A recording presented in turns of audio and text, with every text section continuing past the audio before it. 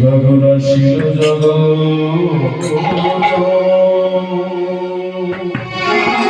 উকিয়া হরে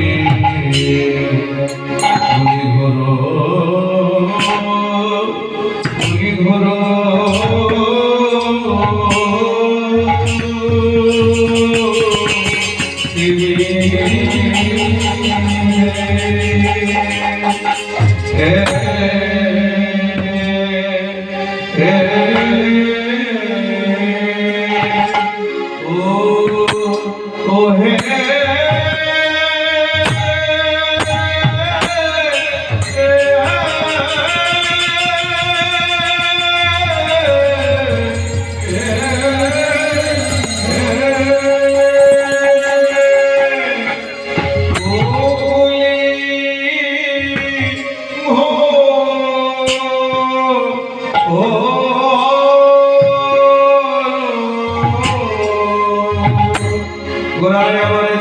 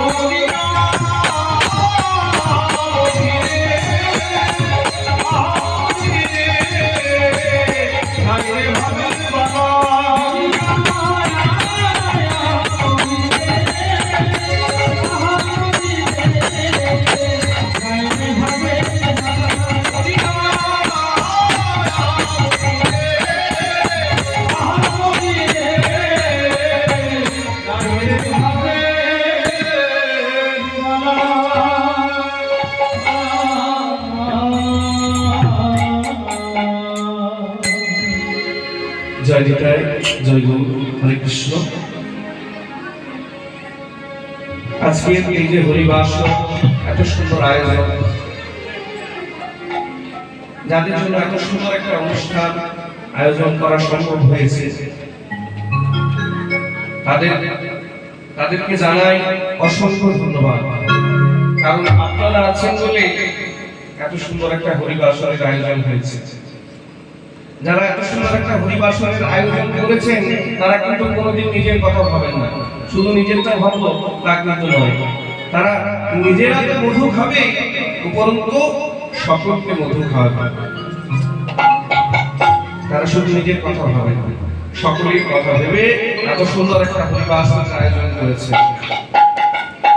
কিন্তু হলে কি হবে, এখনকার মানুষ তো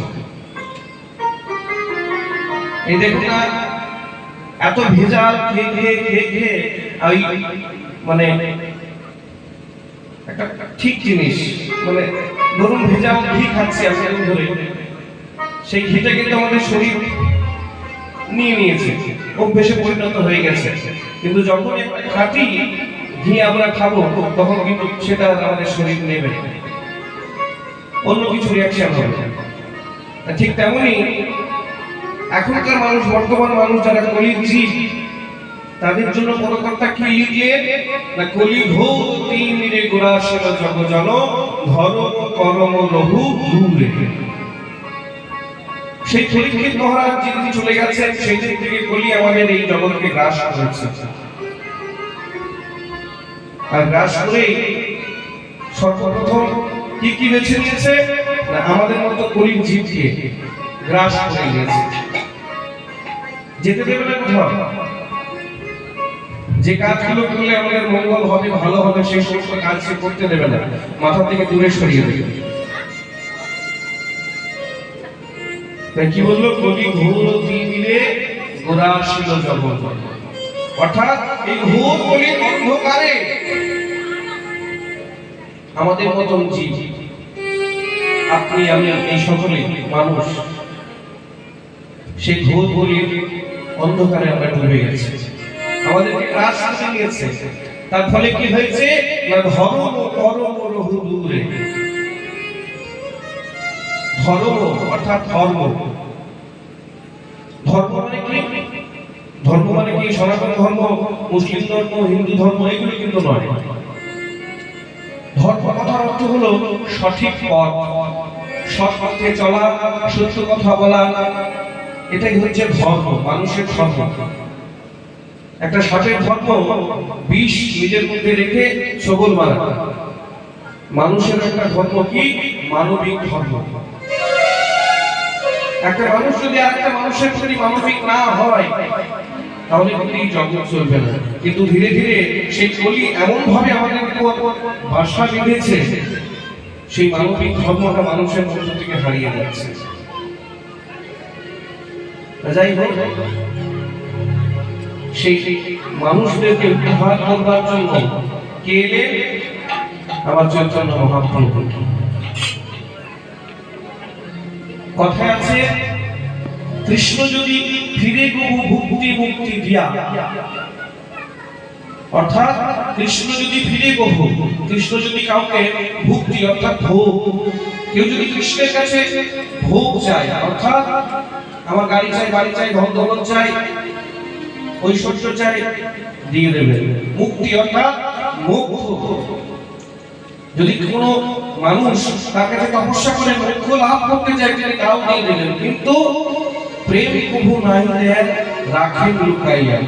কিন্তু কোনো ব্যক্তি যদি ভগবান শ্রীকৃষ্ণের কাছে বলেন, প্রভু তোমার ওই গোপীর প্রেম আমায় একটু দেবে, বলে না, অতি হবে না। কেন হবে না? সেই প্রেম আমি রেখে দিয়েছি আমার ওই ব্রজের গোপীদের জন্য।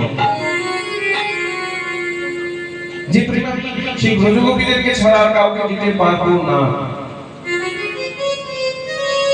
কিন্তু যখন তিনি কৃষ্ণ হয়ে দাপর যুগে এলেন, দাপর যুগে এসে যখন রাসলীলা করলেন গোপীদের সঙ্গে মিলে, সেই রাসলীলার কুঞ্জ শেষে কেলি বিলাস সঙ্গে যখন রাধারানীকে নিয়ে বামে সুধায় যাচ্ছেন,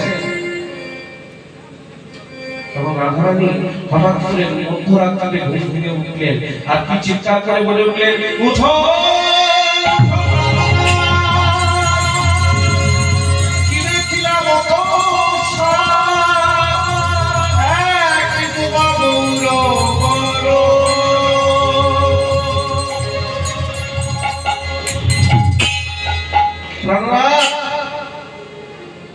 শাস্ত্রে বলে, যদি কোনো নারী তার স্বপ্নেও কোনো পর পুরুষকে দেখে তাহলে তার সন্তুষ্ট নষ্ট হয়ে যায়। আজ আমি সাত বুঝেছি যে আজকে আমি শুধু শুধু কৃষ্ণ কলঙ্কিনী, শুধু কৃষ্ণ কলঙ্কিনী নই, এই জগতেও আমি শুধুমাত্র কলঙ্কিনী হয়ে আছি। আজ আমি সাত বুঝেছি, কারণ যার হাতে সমস্ত কিছু, সেই যদি আমায় স্বপ্নে পর পুরুষের দর্শন দেয় তাহলে কেমন করে হবে? সেই যদি আমার সত্যতা নষ্ট করে দেয়। জানো কৃষ্ণ, আজকে আমি যখন ভোর রাত্রে ঘুমাচ্ছিলাম তখন একজন যুবককে দেখতে পেলাম, যার মণ্ডিত কেশ, গেরুয়া বসন, কানে ভিক্ষার ঝুলি, সে কিনা আমার চরণ ধরে বলছে, রাধে গো, সর্বতীর্থ তোমার ওই রাতুল কাছে। রাধারানী কাঁদছেন, কাঁদতে কাঁদতে কৃষ্ণকে নিয়ে না বলছেন, কৃষ্ণ মুচকি মিশে ফেলেছে। আর পাশে দাঁড়িয়েছিলেন ললিতা। ললিতা বলছে, শোনো শোনো কৃষ্ণ, তোমার ওই রাধারানীর প্রতি এত লাঞ্ছনা করো না। আজকে রাধারানী তোমায় কিছু কথা বলছে, তুমি সেগুলো না শুনে সেই রাধারানীকে দেখে হাসছো।